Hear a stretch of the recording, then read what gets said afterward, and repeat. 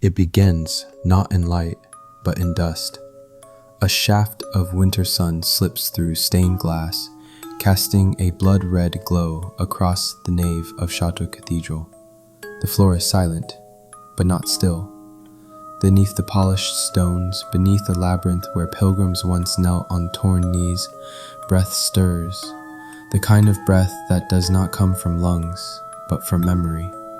The air is thick with old incense and cold limestone, wrapped in the scent of wax and parchment sealed in iron.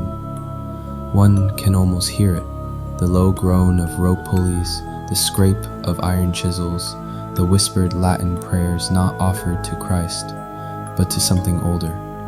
Beneath these cathedrals, beneath the centuries of sacred song and scaffolding, there were men, not priests, though they wore robes, not monks, though they lived in silence. They called themselves Custodes Veritatis, the keepers of truth. In later centuries, they would take another name, Freemasons. The world knows the surface, the symbols etched in cornerstones, the compass, the square, the stone hands that built the soaring arches. But the truth, the marrow of their secret, was written far below, in chambers lined with forgotten tools and sealed scrolls. They were not merely builders, they were editors of time. In the 12th century, as kings murdered their brothers and popes anointed empires in blood, the Masons took a different oath, not to serve power, but to bury it, to rewrite history not with ink, but with stone, not in books, but in floor plans, ciphered measurements, sacred geometry. The cathedrals were never churches, they were vaults, libraries carved in mortar, and under every altar a secret was entombed. One such secret lay in the belly of Rouen Cathedral. By torchlight, a mason named Jahan descended each dusk through a narrow passage hidden behind the statue of Saint Bartholomew. Jahan had no surname, none of them did. Names tied men to land, but truth belonged to no one.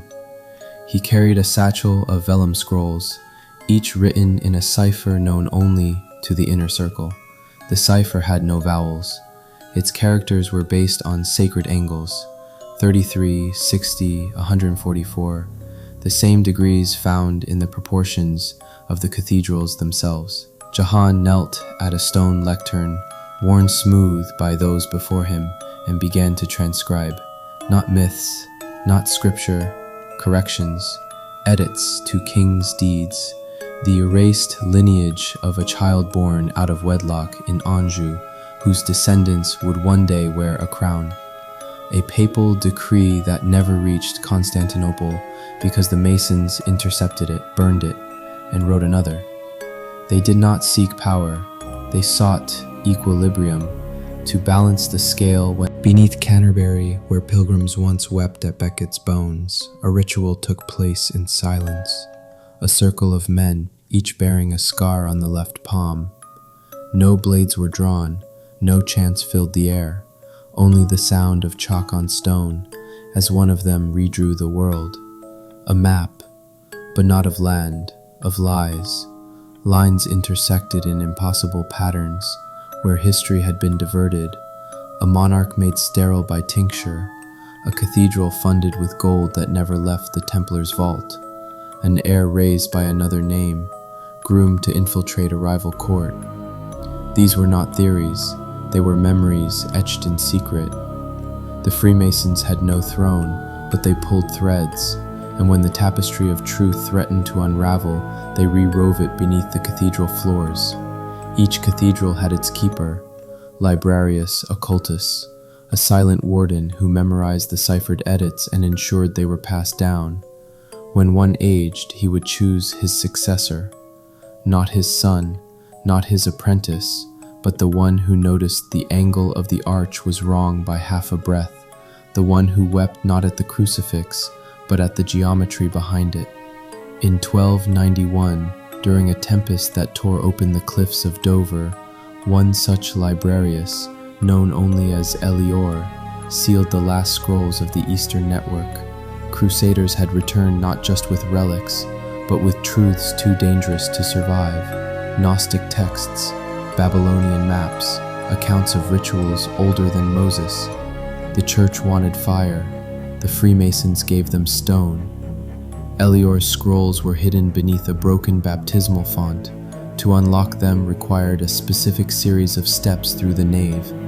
13 paces north, 7 west, 5 back, a pattern matching the steps of the Crux Alchemica, an esoteric pilgrimage never completed in the visible world.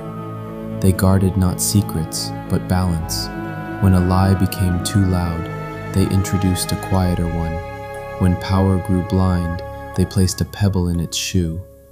But even among the circle, not all agreed. A schism grew between those who sought to rewrite history and those who sought to preserve the original darkness. For not all truth was light. Some believed the world had once been ruled by divine geometry, Eden not as a garden, but as a perfect shape, lost when men chose chaos. These geometrae primordialis believed the Masons should not edit history, but return it. Their symbol was the spiral, always descending, always returning. They built beneath the cathedrals their own chambers, mirror images of the visible world above, only inverted, altars that faced down, crosses laid sideways, silence filled with inverted echoes. It is said that if you stand directly beneath the crossing of Salisbury Cathedral and whisper into the earth, your voice returns speaking backward. A warning, perhaps. There are corridors beneath Strasbourg Cathedral that do not appear on any plan, vaults that were never consecrated, doors without handles. A whisper travels through those walls, always west to east, never the other way. They say if you follow it, you forget your own name. That was the cost for one archivist named Muriel. In 1462, during a rare frost that silenced even the bells, she discovered a door behind a fallen keystone. It bore the mark of the spiral, carved so faintly it vanished under torchlight. She entered alone. She returned changed. Her records grew erratic, entries written backward, annotations that bled into the margins, yet the content was clear. The Masons had buried more than knowledge. They had buried memory. A collective forgetting, not of facts, but of origins. The spiral was not a symbol of return. It was a seal, a lock. She spoke only once near death to her successor. We did not build the cathedrals. We restored them. But to what?